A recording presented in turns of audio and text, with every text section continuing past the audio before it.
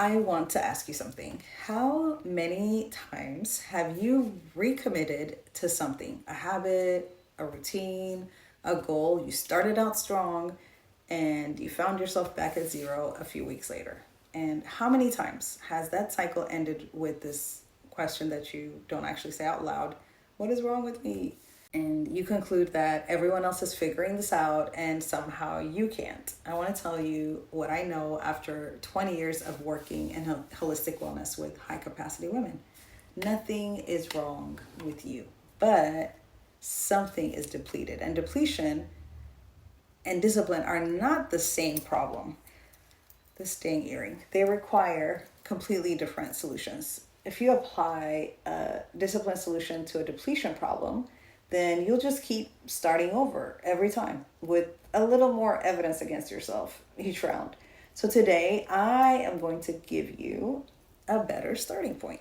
So stay right here. Before I go any further, I want to be clear about where this comes from. 20 years of holistic wellness practice and REBT certification, that's rational emotive behavior therapy, and my own personal history of applying the wrong solution to my own depletion for longer than I'd like to admit. I'm not diagnosing you, I'm just giving you language for something your body has probably been trying to say for a while.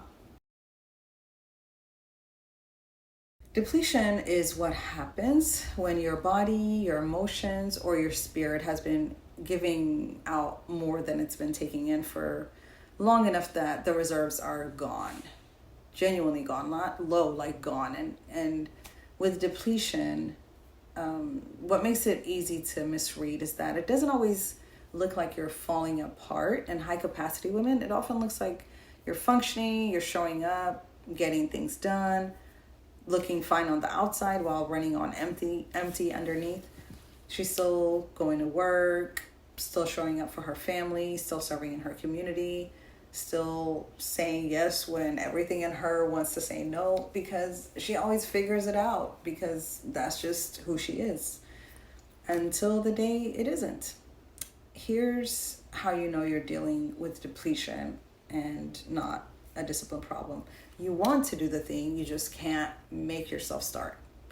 You used to do this easily. Now the same task feels enormous. That's depletion. You push through, you crash. You recover, you recommit, you crash again. And that cycle, that specific cycle, is not a discipline problem. And it will keep repeating until the diagnosis changes. Discipline works when capacity exists and isn't being used. But for depletion, it means that the capacity is genuinely gone and needs to be rebuilt. So those aren't the same situation, and so they do not have the same solution. I think most women are experiencing more than one, and they don't realize each one needs something different. This is the part that changes that, because for most women I work with, they're experiencing all three types simultaneously. But one is usually primary, and treating the wrong one first is why temporary improvement keeps reverting back. You feel better for a week, then the real depletion surfaces again, and she thinks she failed. But she didn't fail in that, she just started in the wrong place. So, first, let's name all three. Physical depletion. This is the most obvious, but also I would say the most ignored, because high capacity women are extraordinarily good at overriding physical signals. Your body has literal resources, energy, hormones, nutrients, sleep cycles that are used up and they need to be replenished. When replenishment doesn't happen consistently, your body starts rationing. So it starts doing the minimum to keep you functional. It doesn't have enough to do more. Physical depletion feels like exhaustion. Like I said, even if you're sleeping 8 hours, you're still tired. Sleep and nervous system restoration are not the same. That's why.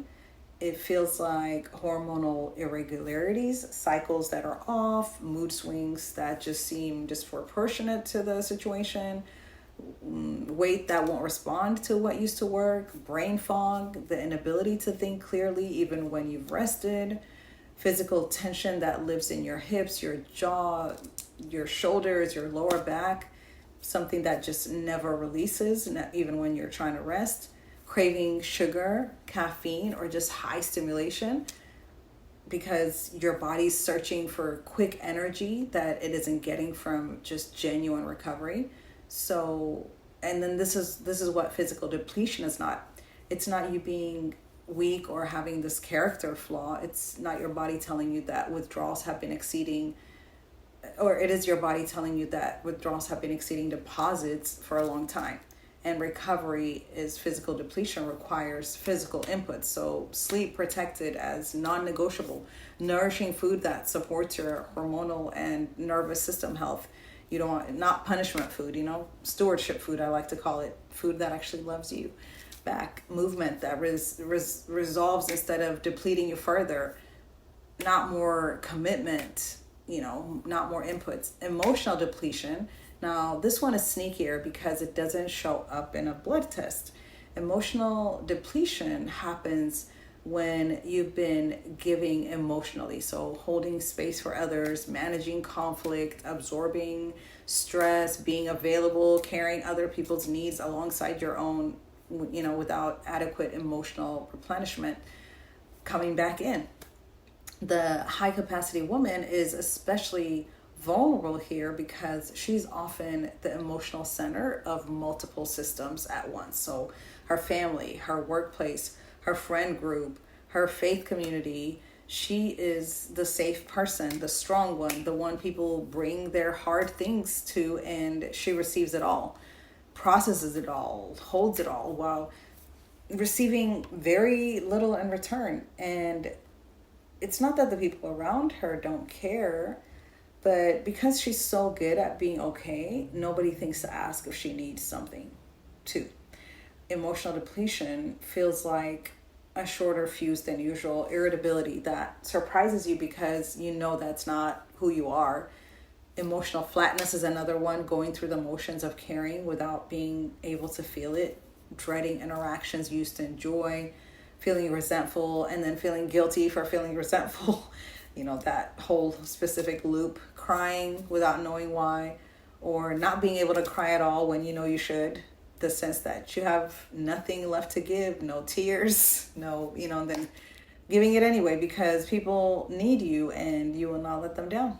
Recovery for emotional depletion requires emotional inputs, being receiving instead of always giving, having someone hold space for you for once, doing things that fill you, not things that produce, not things that serve, things that just purely restore you, laughter, beauty, rest that actually feels like rest, white space, connection where you're not the one holding everything together. Spiritual depletion. This, I would say, is the most misunderstood type because it so often looks like a faith crisis when really spiritual depletion is not doubting God, it's not backsliding. It's what happens when your spiritual life has quietly become another performance, another item on the list, another thing to do because, you're supposed to do that rather because it's feeding you. And when prayer feels like obligation instead of conversation with God, when church starts to feel more like a job than a refuge, when you open your Bible and the words go in, but they don't land anywhere. And when you're doing all the spiritual things and you still feel empty underneath all of them, that's not God withdrawing from you. That's a soul that has been, performing for so long, it forgot what genuine encounter feels like. Spiritual depletion feels like going through the motions of devotion without the felt sense of presence, praying, but feeling like the words are just, hitting the ceiling. Comparing your spiritual life to how it used to feel or how someone else's looks and concluding that you're missing something, serving from obligation rather than overflow, and losing the joy that used to come naturally from worship or from sitting with God. God feels real, but somehow far. So recovery from spiritual depletion requires stripping things back, not adding more. You don't need a new Bible plan or a new devotional or another commitment. You just strip everything back, getting quiet, creating space for encounter, to hear God's still voice, not performance, sitting with him instead of doing things for God, letting him speak instead of filling all the silence with your own spiritual productivity, and trusting that he meets you in the depletion, not after you've recovered from it. That's the most important point.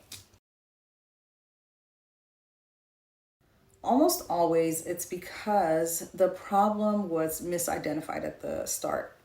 If she feels sluggish or unmotivated, like she can't make herself do the things she knows she should be doing, so she decides she needs more discipline. She commits to waking up earlier, working harder, or doing more. And, maybe for a couple of weeks, the adrenaline of a new commitment carries her. Then the body runs out of adrenaline and she's back where she started. But now with an additional layer that, she's thinking she's the problem when she wasn't the problem. You can't discipline your way out of depletion. You can't push your way through empty, and you can't really add more output when the inputs have been insufficient for a long time, for months, for years.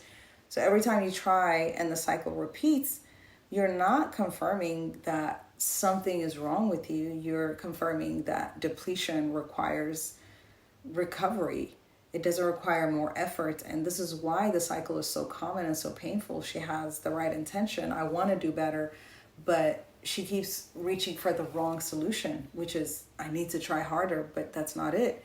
What she actually needs is just to stop, to receive, to correctly identify what is depleted and give it what it actually needs. And then from that replenished place, to build rhythms that maintain her capacity instead of just constantly exceeding that. That's wisdom. I ask 3 questions. So first, where is the exhaustion living? If it's in your body, chronic tension, physical fatigue, hormonal symptoms, physical depletion is likely primary. Second, where is your emotional availability? If you feel resentful, flat, or irritable in your relationships, then emotional depletion is likely the first one. Third, where is your spiritual experience? If prayer and worship feel like performance rather than presence, if they feel like a to-do list that you're just checking off, spiritual depletion is likely the main one. Your rhythm type is directly connected to which depletion you're most prone to. The anchor tends toward physical and emotional depletion, carrying too much for too long in her body and in her relationships. The nurturer tends toward emotional depletion, giving from empty and calling it love and then being resentful. The seeker tends towards spiritual depletion, consuming without settling and just searching without ever arriving anywhere. The visionary tends toward physical depletion because she's living so far ahead in her mind that her body is just starving for presence. The catalyst tends towards all 3 simultaneously, burning so bright and so fast that every system just depletes all at once. The rebuilder tends towards spiritual depletion because she's moving slowly and intentionally, but sometimes she is losing that felt sense of God's presence in the waiting. So knowing your type tells you where to look first, and that's what the quiz identifies. That's where you start. The real version is slower than anyone wants it to be, but it's also simpler than you'd expect. So for physical depletion, recovery looks like sleep protected as non-negotiable.